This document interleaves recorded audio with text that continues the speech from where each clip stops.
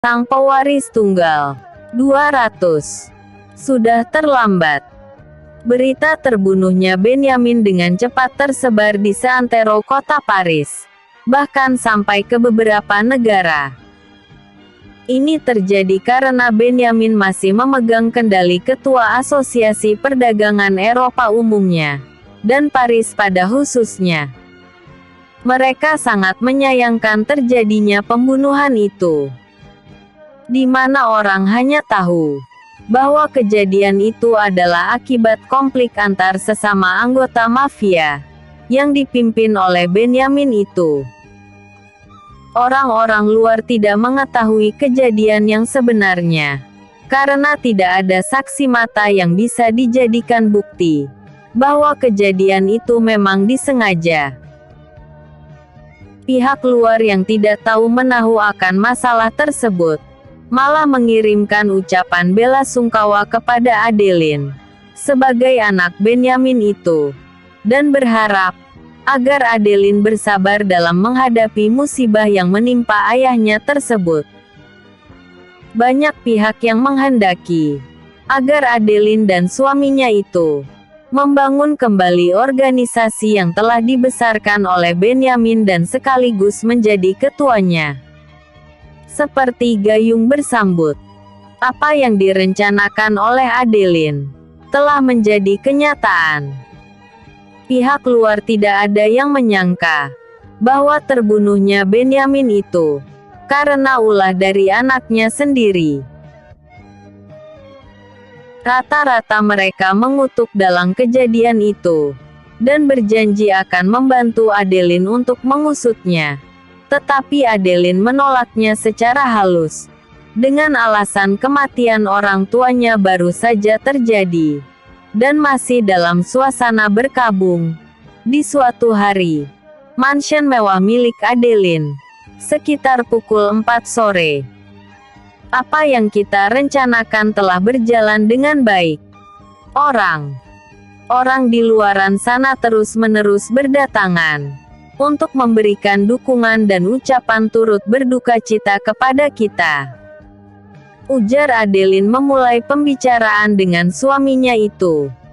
Jika ini berjalan mulus dan tidak ada hambatan sama sekali, 3 hari ke depan, aku akan mengumumkan bahwa tampuk pimpinan organisasi mafia, juga perusahaan yang dimiliki oleh ayahku, akan dipimpin oleh Mutomi. Sambungnya lagi, persiapkan dirimu dengan baik. 3 hari ke depan, kedudukanmu akan dikukuhkan, sehingga orang-orang luar mengetahui bahwa organisasi yang dulunya dipimpin oleh ayahku masih tetap berdiri. Ucapnya penuh kuasa dan bersemangat sekali. Sungguh aku tidak mengira bahwa istriku yang cantik ini ternyata adalah ahli strategi, sekaligus monster yang sangat mengerikan. Jawab Tommy dengan niat untuk bercanda, walaupun monster tapi tetap cantik. Balas Adeline ikut merespon candaan dari suaminya itu. Bisa saja kamu, ujar Tommy sambil mencubit hidung istrinya. Aku tidak boleh terus-menerus bergantung padamu. Dengan kondisimu yang lumpuh seperti itu, apa yang bisa kau lakukan? Respon Adeline biasa-biasa saja, kemudian menyambung lagi perkataannya. Oleh karena itu, aku bergerak cepat, menyingkirkan penghalang-penghalangmu, dengan menggunakan tangan orang lain. Ujarnya tanpa ragu-ragu lagi. Jadi setelah ini, apa yang akan kau lakukan? Tanya Tommy penasaran. Kematian ayahku belum genap 1 minggu. Atau baru 3 hari. Aku menginginkan setelah 6 hari, keadaan akan kembali normal. Dan secara perlahan, organisasi besar yang telah didirikan oleh ayahku itu bisa bangkit kembali. Jawab Adeline apa adanya. Di samping itu, aku juga memikirkan dampak dari perbuatanku tersebut. Aku ingin melihat sampai sejauh mana kesetiaan orang-orang yang telah mendukung kita itu. Jika di kemudian hari mereka membuka mulut atau berbalik menyerang kita, maka ini akan menjadi preseden buruk bagi organisasi, terutama bagi kita. Untuk itu, sesuai dengan janjiku pada orang-orang yang telah membantu kita, aku akan memberikan jabatan kepada mereka, sesuai dengan perannya masing-masing. Ucap Adeline mengutarakan strateginya. Aku serahkan semua itu padamu. Aku percaya apa yang kau rencanakan pasti akan terlaksana. Respon Tommy berharap banyak pada istrinya itu. Terima kasih suamiku. Kau memang partnerku yang terbaik. Sambut Adeline senang. Kau juga adalah partnerku yang tidak ada tandingannya selama hidup. Balas Tommy juga senang. Oh ya. Bagaimana dengan si Austin itu? Apakah kau melepaskannya? Atau kau biarkan dia mengoperasikan komputernya lagi? Tanya Tommy dengan ekspresi khawatir. Percuma aku dijuluki iblis betina. Jika mengatasi hal sekecil itu saja tidak bisa. Jawab Adeline sambil tersenyum. Walaupun Austin sudah berjasa bagi kita, tetapi dia orang yang berbahaya. Kita tidak tahu apa yang ada di dalam hatinya itu. Di depan kita memang dia menyatakan tunduk, tapi di belakang kita, apalagi di depan komputernya itu, kita tidak tahu apa yang dilakukannya. Oleh karena itu, aku melarangnya untuk memegang alat elektronik apapun, terutama komputernya tersebut. Untuk saat ini, orang-orang kita sudah mengurung Austin di suatu tempat yang tidak akan mungkin bisa ditemukan oleh orang lain. Ucap Adeline penuh perhitungan matang. Benar-benar jenius sejati. Ucap Tommy mengagumi istrinya itu. Jenius di atas jenius. Respon Adeline membanggakan diri sendiri. Kota Golden City pada waktu yang sama. Walau 5 jam lebih cepat dari waktu Prancis. Bagaimana menurut kakek? Apakah kita akan memberikan bantuan pada di Austin itu? Tanya Dion pada kakeknya tersebut. Sebenarnya ini sudah sangat terlambat sekali. Tapi apa salahnya kalau kita coba? Mari kita cari di mana posisi Austin itu. Jawab Tuan Birawa tidak semangat. Rams, di mana gurumu? Tanya Tuan Birawa tiba-tiba.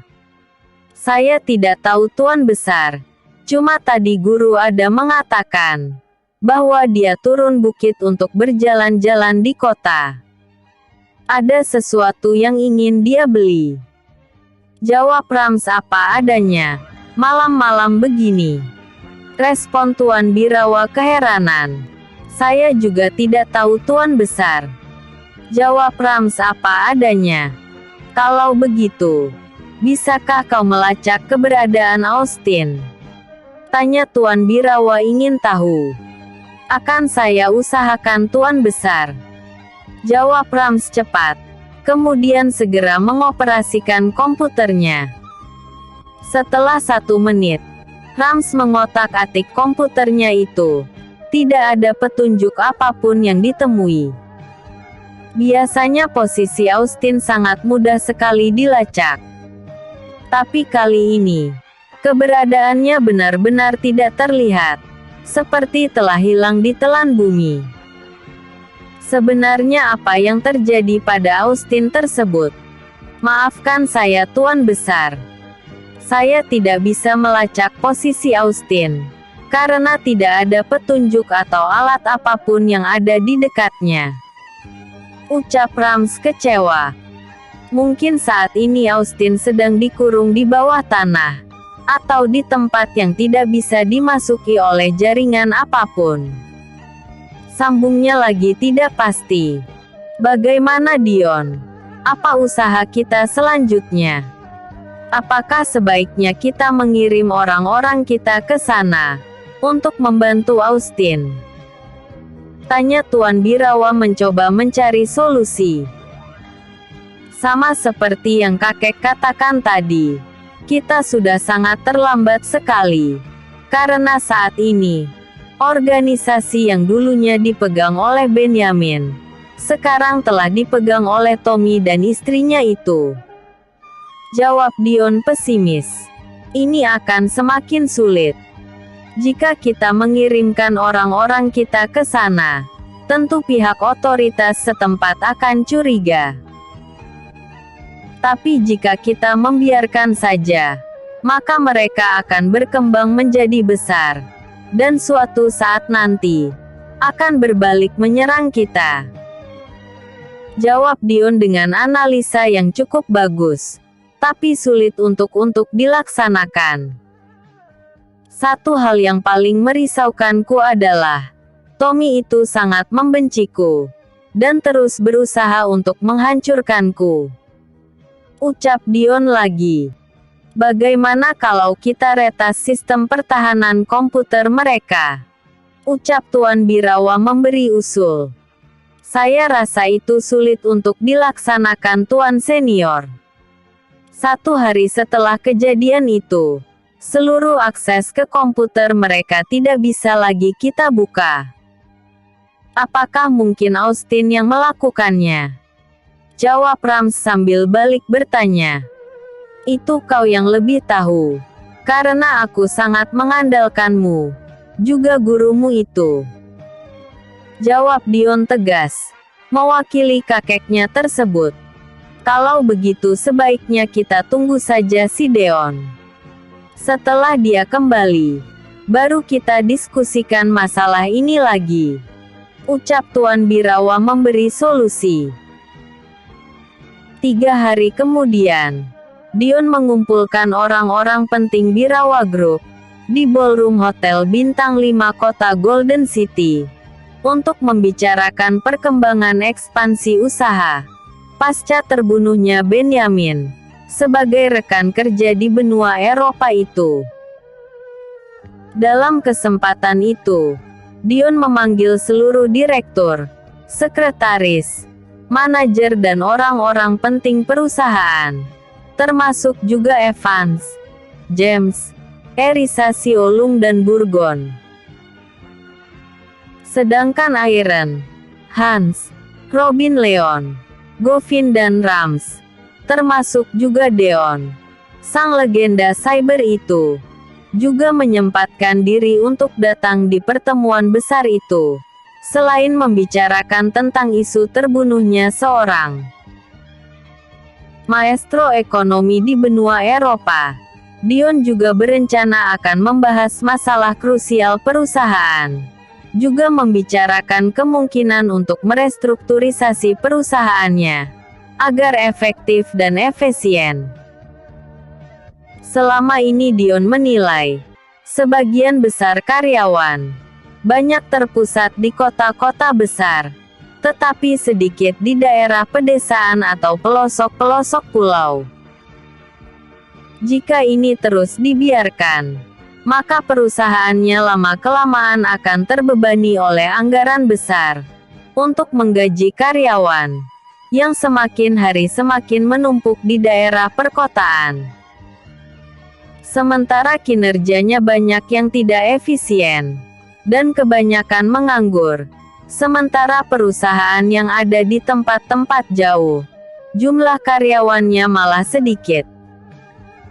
Oleh karena itu, dalam pertemuan akbar ini, Dion berencana akan merombak total atau sebagian struktur organisasi perusahaannya itu.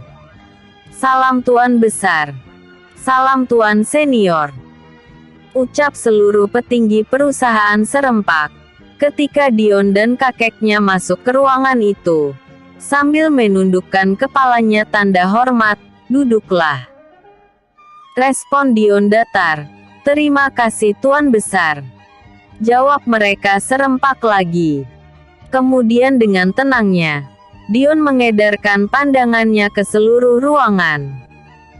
Di situ dia mendapati banyak sekali wajah-wajah baru yang belum pernah dia lihat atau temui sebelumnya. Mereka yang dipandang dengan serius itu, wajahnya menjadi tegang. Antara takut dan segan, berbaur menjadi satu. Ada 30-an lebih di antara mereka yang belum pernah bertemu dengan Dion.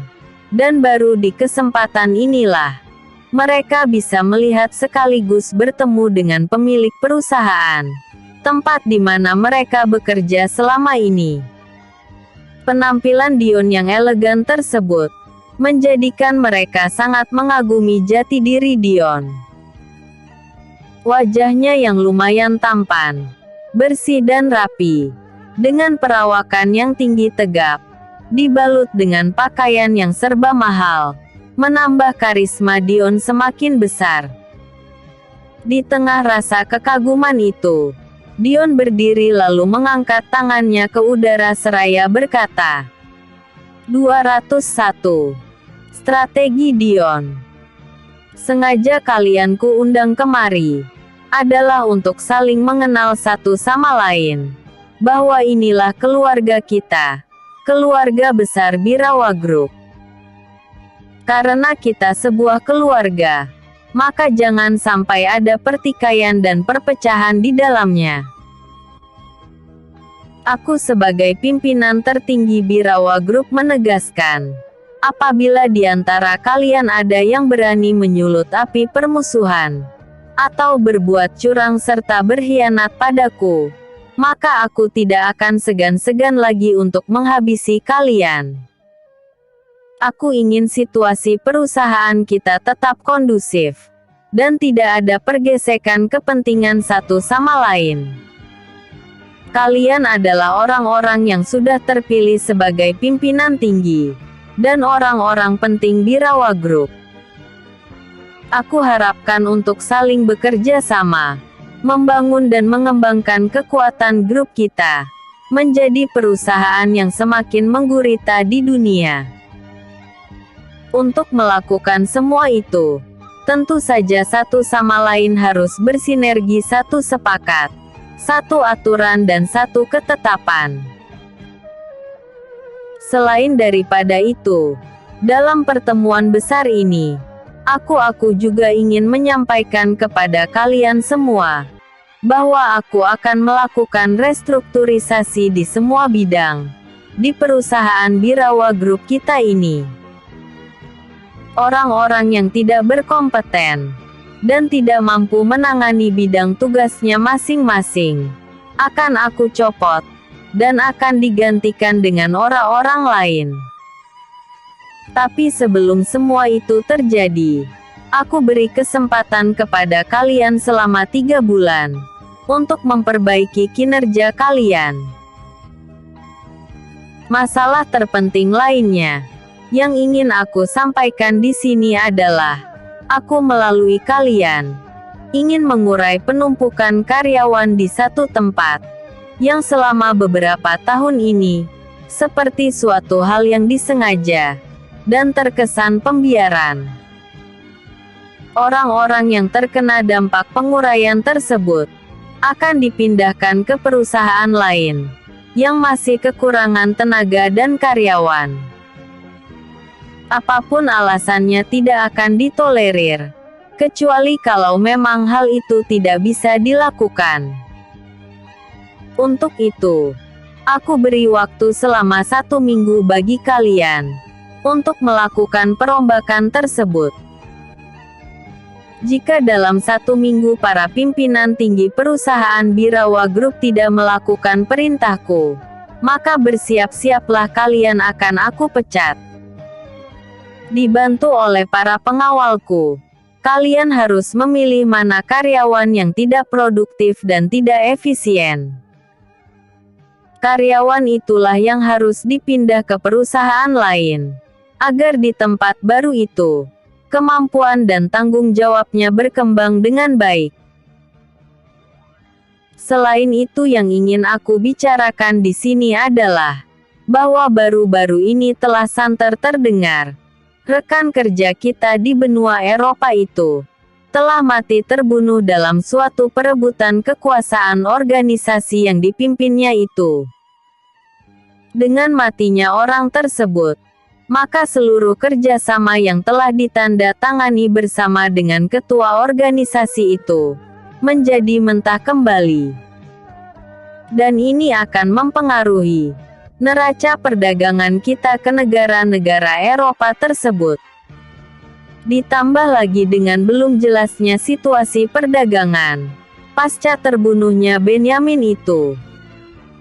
Apakah kerjasama yang telah digulirkan bisa dilanjutkan atau tidak? Kesulitan ini disebabkan karena perusahaan sebesar Birawa Group belum mempunyai agen yang bisa menjembatani permasalahan perdagangan di negara-negara lain.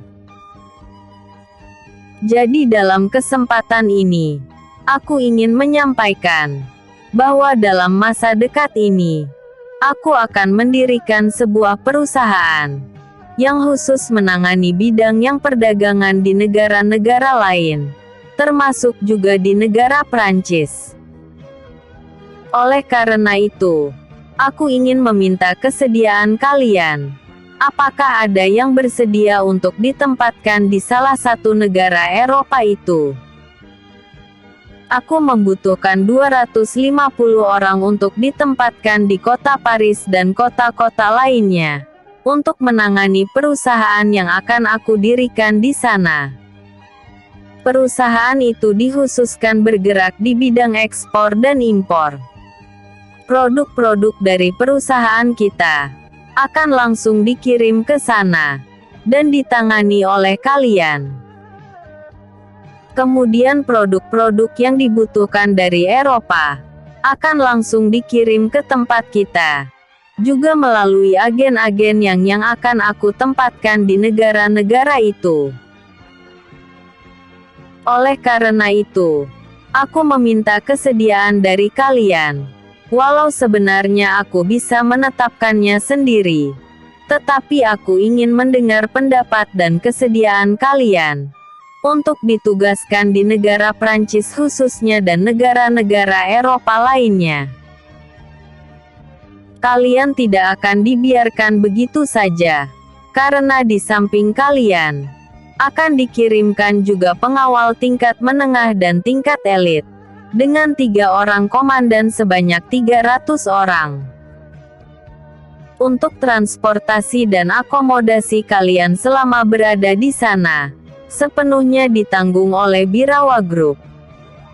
Oleh karena itu, jika kalian bersedia, silakan angkat tangan.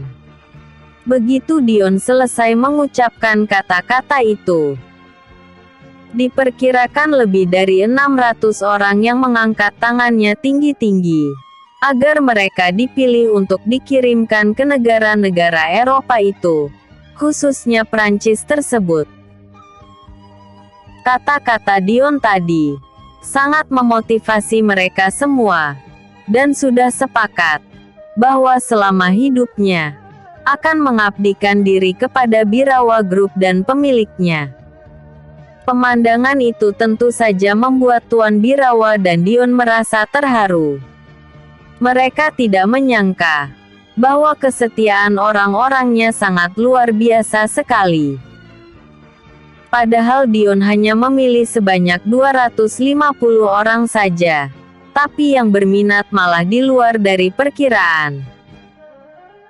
Menyadari banyaknya peminat yang mengajukan diri untuk ditempatkan di negara Prancis dan yang lain itu, Dion meminta pendapat kepada kakeknya untuk urun rembuk dalam menangani permasalahan tersebut. Kemudian dengan wibawanya, Tuan Birawa berdiri untuk menyampaikan perkataannya. Begitu Tuan Birawa berdiri dan mengangkat tangannya ke atas, suasana yang tadi riuh mendadak berhenti, senyap seperti tidak berpenghuni. Kemudian tak lama sesudah itu, Tuan Birawa berkata, "Saudara-saudara sekalian, Terima kasih atas kepercayaan Anda kepada cucuku ini. Tuanmu ini hanya meminta sebanyak 250 orang saja. Tetapi kalian dengan kesadaran sendiri. Walaupun di negara ini kalian memegang jabatan tinggi dan penting lainnya. Tetapi kalian malah memilih untuk ditempatkan di negara-negara itu. Untuk kesetiaan dan kesediaan kalian ini, aku mengucapkan apresiasi yang tinggi kepada kalian. Karena peminatnya sangat banyak sekali. Mungkin diperkirakan sekitar 5-600 orang. Maka aku memutuskan untuk memilih 300 orang dari kalian. Untuk dikirim ke negara Perancis dan negara-negara lainnya. Sementara yang 300 orang lagi, kalau perkiraanku ini benar, tetap akan bertugas di perusahaan asal. 300 orang yang sudah terpilih tadi, walaupun belum diseleksi satu persatu, akan ditempatkan di beberapa kota Perancis dan lebih 20-an orang akan ditempatkan di negara-negara tetangga lainnya. Sementara untuk para pengawal, akan dipilih oleh pemimpin tertinggi pengawal keluargaku, yaitu Iron. Dialah yang nantinya akan menetapkan siapa-siapa saja yang akan dikirim ke negara tersebut. Setelah panjang lebar memberikan masukan dan pengarahan kepada orang-orangnya, Tuan Birawa segera duduk. Kemudian posisinya digantikan lagi oleh Dion untuk memberikan instruksi, dengan semangat yang berapi-api. Karena pimpinan senior Birawa Group sudah menetapkan, bahwa 300 di antara kalian yang mengangkat tangan tadi, akan dipilih dan diberangkatkan ke kota Paris Perancis dan beberapa kota lainnya di negara Eropa, 1 minggu dari sekarang. Tetapi sebelum itu, tentunya kalian akan diseleksi dengan ketat, jujur dan adil. Bagi yang belum terpilih, maka kalian akan diberi kesempatan untuk gelombang yang kedua. Di benua Eropa itu, kalian akan bertugas selama 3 tahun. Setelah waktu kerja kalian habis, maka kalian akan ditarik kembali ke negara ini, dan posisi kalian akan digantikan oleh orang lain. Selain itu yang perlu aku tegaskan adalah, tugas kalian bukan hanya mengurusi bidang ekspor dan impor di sana, tetapi juga mencari peluang untuk bisa menguasai walau hanya 30% perdagangan di sana, dan itu wajib kalian lakukan. 300 orang pengawal yang akan dikirim ke sana nanti. Tugasnya selain memastikan keselamatan kalian, mereka juga bertugas untuk memata-matai dan mengantisipasi jika kekuatan musuh abadiku di sana berkembang. Harapan terbesarku tentunya adalah, sebelum kekuatan dan kekuasaan orang yang bernama Tommy itu semakin besar, aku ingin orang-orang yang terpilih nanti bisa menekan kekuatan mereka, agar tidak berkembang semakin besar. Jika memang diperlukan untuk berhadapan langsung, maka mau tidak mau dan terpaksa harus kita lakukan juga. Sebab tindakannya bisa membahayakan perusahaan Birawa Group dan keselamatan orang-orangnya di masa yang akan datang. Untuk itu, sebelum dia berkembang, harus kita potong pucuk dan akarnya dulu, agar tidak bisa tumbuh dengan baik. Karena semua instruksi sudah aku dan kakekku berikan, maka dipersilahkan kepada kalian untuk mendaftarkan diri pada orang-orang yang ada di depan ini, untuk dikirimkan ke negara-negara Eropa tersebut. Ucap Dion berapi-api dan mengakhiri pembicaraannya yang kelewat panjang itu. Setelah Dion sekali lagi selesai mengucapkan kata-kata tersebut, tanpa dikomando, orang-orang yang sudah mengangkat tangannya tadi berdiri, dan dengan teratur menuju ke meja pendaftaran, untuk daftarkan diri. Saat Dion sedang ingin duduk di kursinya itu, tiba-tiba datang seseorang secara tergopoh-gopoh, dengan nafas terengah-engah menghadap Dion lalu berkata, "Salam Tuan Besar." "Dalam Tuan Senior," ucapnya dengan napas tersengal-sengal. "Ada apa pengawal? Apakah ada sesuatu yang terjadi?" tanya Dion penasaran. "Benar Tuan. Ada suatu kejadian yang mungkin Tuan tidak akan percaya," jawabnya seperti mengandung teka-teki.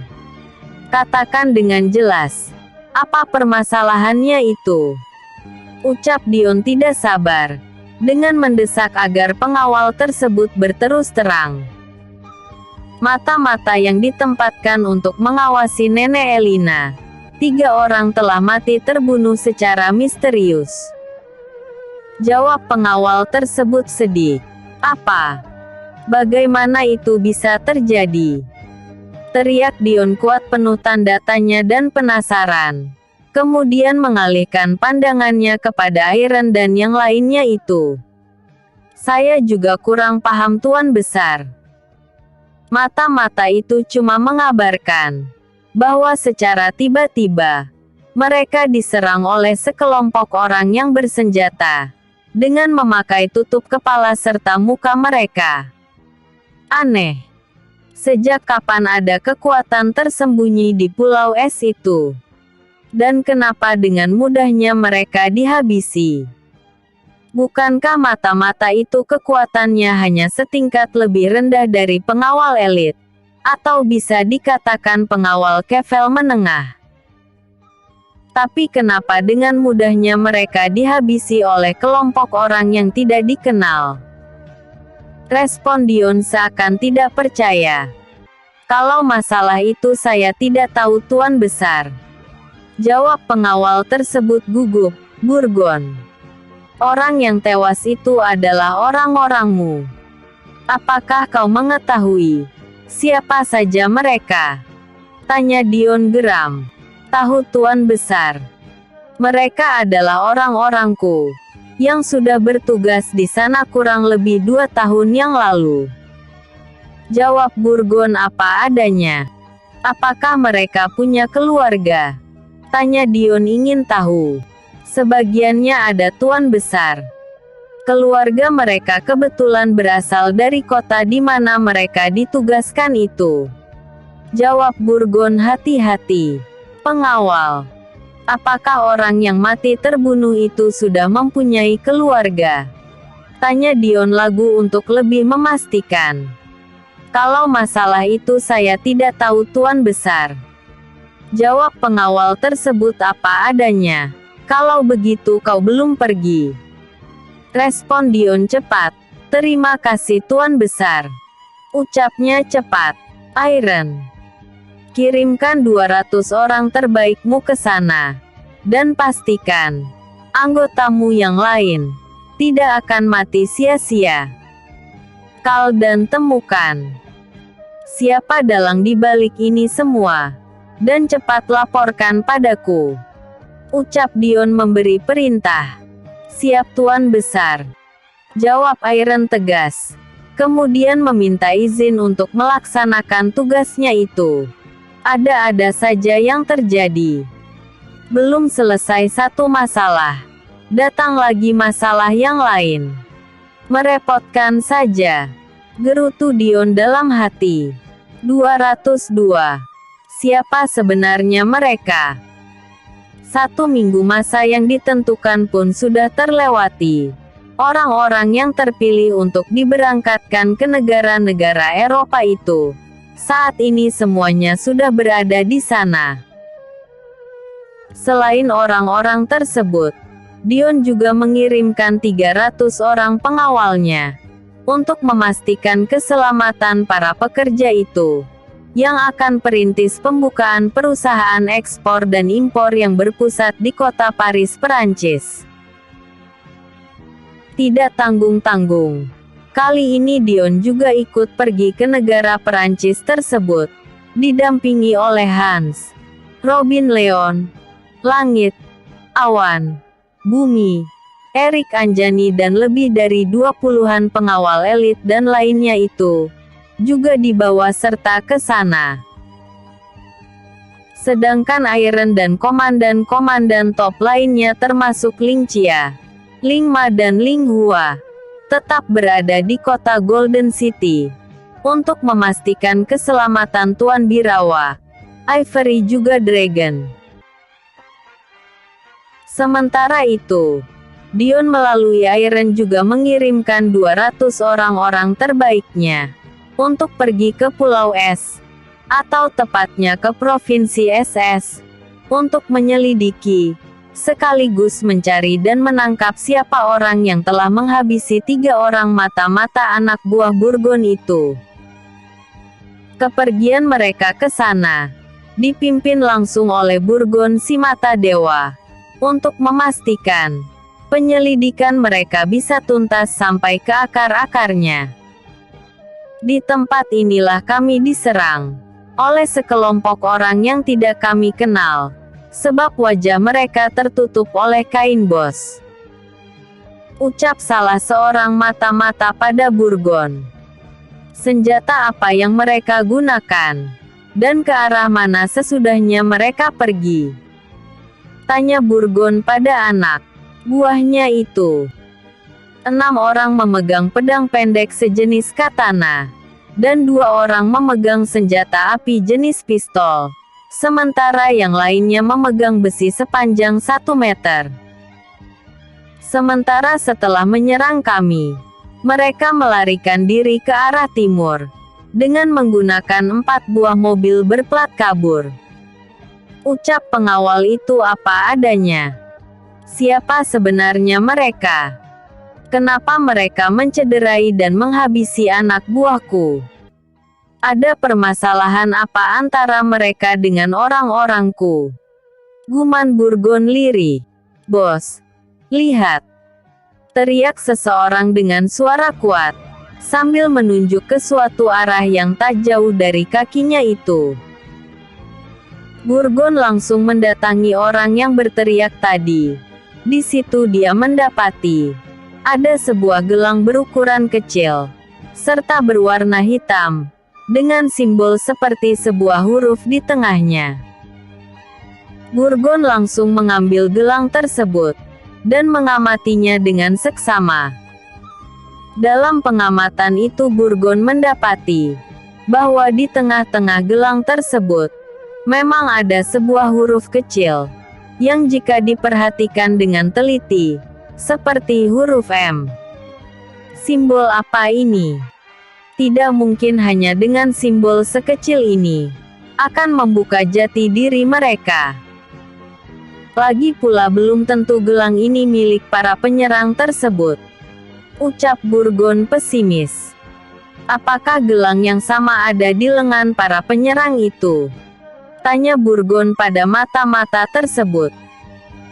Kami tidak begitu memperhatikannya, bos, karena tiba-tiba saja 4 buah mobil menyerempet kami, dan penumpangnya langsung keluar, serta menyerang kami secara tiba-tiba. Jawabnya tidak pasti. Ketika kami ingin melawan, 2 orang di antara mereka menodongkan senjata apinya ke arah kami, sehingga gerak kami menjadi terhenti. Maka dengan leluasa, beberapa orang di antara mereka mencideral teman-teman kami. Bahkan 3 di antaranya mati, karena kehabisan darah, akibat kepalanya dihantam dengan besi yang mereka bawa itu. Begitu melihat beberapa orang di antara kami terkapar tidak berdaya, dan 3 orang rekan kami mati di tempat, mereka bergegas pergi dan masuk ke dalam mobilnya masing-masing, lalu kabur ke arah timur. Tapi sebelum mereka kabur itu, salah seorang di antara mereka, mungkin saja pemimpinnya, mengacungkan jari tengahnya ke udara, kemudian beralih ke jari telunjuk, dan menuliskan sebuah huruf D di udara, lalu meletakkannya di leher, seperti orang yang sedang memotong lehernya sendiri. Ucapnya cukup jelas. Keteranganmu ini bisa dijadikan petunjuk. Tapi jika dikaitkan, ada benang yang terputus, dan masih menjadi misteri. Sementara simbol yang tertera di gelang ini, bertuliskan huruf M, sedangkan huruf yang mereka tuliskan di udara itu adalah D. Kedua petunjuk ini masih sulit untuk dipecahkan. Ucap Burgon lemah, sambil memijit keningnya yang tidak sakit itu. Bos, jangan huruf D itu merujuk kepada Tuan Besar Dion. Ucap Samson menerka-nerka saja. Nah itu dia. Aku juga berpikir seperti itu. Tapi rasanya tidak mungkin dan sangat jauh sekali. Siapa yang berani mengancam Tuan Besar kita? Sangga Burgon seakan tidak percaya, dan masih ragu-ragu. Tapi naluriku mengatakan, bahwa huruf D itu, mengacu kepada nama Tuan Besar kita. Cuma yang aku herankan, siapa orang di negara ini, yang masih berani menentang Tuan Besar Dion? Tanya Burgon pada diri sendiri. Jika melihat cara kerja mereka, datang, menyerang lalu menghilang, aku yakin mereka itu dulunya pernah bentrok dengan kekuatan orang-orangnya Tuan Besar. Karena mereka sudah mengetahui dan mempelajari kekuatan pengawal Tuan Besar, maka mereka tidak berani untuk langsung berhadapan dengan kekuatan inti. Jadi mereka meneror sebagai gantinya, dan menghabisi kita secara perlahan serta satu persatu. Jawab Samson dengan analisa yang hampir mendekati kenyataan. Tapi huruf M itu masih belum jelas merujuk kepada siapa. Lebih baik barang yang belum jelas ini kita simpan. Siapa tahu di kemudian hari, ada petunjuk yang mengarah padanya. Ucap Burgon lirih. Kemudian memasuki mobilnya, diikuti oleh anak buahnya yang lain, dan melaju pergi ke arah timur. Kota Paris, Perancis. 10 km jauhnya dari mansion mewah milik Adeline. Dion membeli sebuah gedung modern lantai 30. Bekas hotel bintang 5, yang sudah tidak beroperasi lagi, karena minimnya jumlah pengunjung. Oleh Dion, gedung tersebut disulap menjadi sebuah perkantoran modern, walau hanya 3 lantai saja yang dirubahnya. Sementara lantai lainnya, tetap dibiarkan seperti itu. Untuk sementara atau seterusnya, seluruh orang yang dibawa oleh Dion itu, ditempatkan di gedung tersebut, sambil menunggu proses pembelian gedung baru, yang jauh lebih besar dan luas bisa terlaksana di kota atau negara lain. Itu pun jika memungkinkan. Semua proses pembelian tersebut juga renovasinya, ditangani oleh sebuah agen besar, yang memang khusus bergerak di bidang itu. Jadi Dion tidak perlu repot-repot lagi mengurus surat perizinannya, karena semua masalah itu sudah diselesaikan oleh agen tersebut, termasuk juga surat perizinan mendirikan perusahaan baru. Jika sebelumnya, orang-orang yang dibawa oleh Dion itu ditempatkan di berbagai tempat, seperti hotel, penginapan dan lain sebagainya, sekarang seluruhnya telah ditempatkan di gedung baru tersebut. Untuk proses semua itu, Dion mengeluarkan biaya yang tidak sedikit. Tapi demi untuk meluaskan usahanya, mau tidak mau harus dilakukannya juga. Malam itu waktu Prancis, Dion mengumpulkan seluruh orang yang dibawanya itu untuk berkumpul di ballroom bekas hotel tersebut, guna membicarakan beberapa langkah selanjutnya.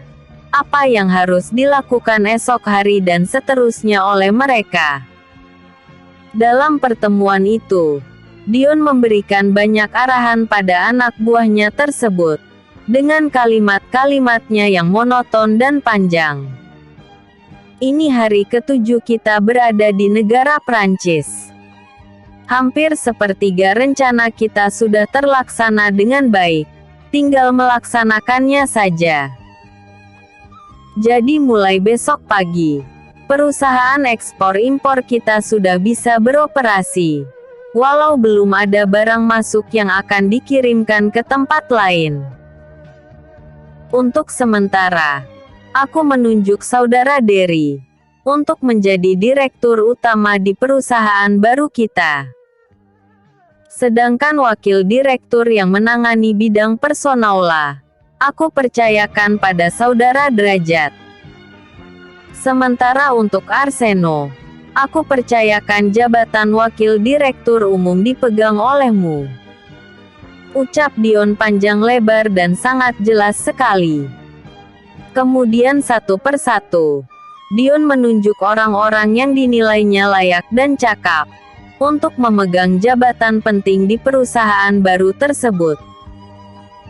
Setelah selesai menunjuk siapa saja yang harus mengatur dan mengelola perusahaan, Dion melanjutkan perkataannya dengan berkata, "Selain di kota Paris ini, aku juga akan membeli gedung baru, walau mungkin tidak sebesar gedung ini, di kota-kota lain, juga di negara tetangga Prancis ini. Di tempat baru itu nanti, beberapa dari kalian akan ditempatkan dan dipilih untuk memegang suatu jabatan tinggi, sama seperti di kantor pusat ini. Selain itu, aku juga akan membeli lahan kosong di daerah industri, yang nantinya kita dirikan sebuah pabrik pengolahan, atau hanya sebagai gudang besar, untuk menyimpan barang-barang yang akan kita bawa masuk dan keluar. Untuk sementara semua itu belum terlaksana, kita akan menyewa gudang penyimpanan dari perusahaan lain untuk menyimpan barang-barang kita. Untuk menangani itu semua, sementara nanti aku tidak bersama kalian lagi, aku percayakan tugas itu kepada Saudara Erik dan Anjani, karena kalian akan tetap tinggal di kota ini selama beberapa tahun. Sementara perusahaanmu yang ada di negara kita akan ditangani oleh orang-orangmu, agar perusahaan tersebut tetap berdiri, dengan dibantu oleh orang-orangku juga. Jika perusahaanmu itu kekurangan dana, maka akan dengan mudah diatasi oleh Birawa Group. Apakah kalian berdua bersedia?" tanya Dion pada Erik dan Anjani itu tiba-tiba. "Bersedia Tuan Besar," jawab Erik dan Anjani. "Mantap. Terima kasih," respon Dion singkat.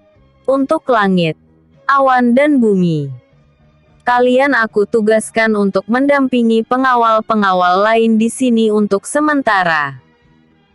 Setelah keadaan aman dan tidak ada gangguan yang berarti, baru kalian akan ditarik kembali. Sementara Robin, aku tugaskan untuk tetap tinggal di Perancis ini, untuk membimbing pengawal-pengawal itu, dan memastikan keselamatan mereka." Kemudian, setelah beberapa gedung atau tempat berhasil kita beli, di beberapa kota dan negara lain, barulah kalian akan dipecah, dan ditempatkan di gedung-gedung tersebut, guna untuk memastikan keselamatan para karyawanku tetap aman, ucap Dion mengakhiri instruksinya. "Maaf Tuan Besar jika saya menyela," ucap Robin sopan. "Silakan," respon Dion singkat. Jika kelompok Tommy mengetahui akan keberadaan kita dan mencoba mengganggu, apa yang harus kami lakukan? Tanya Robin meminta pendapat Dion.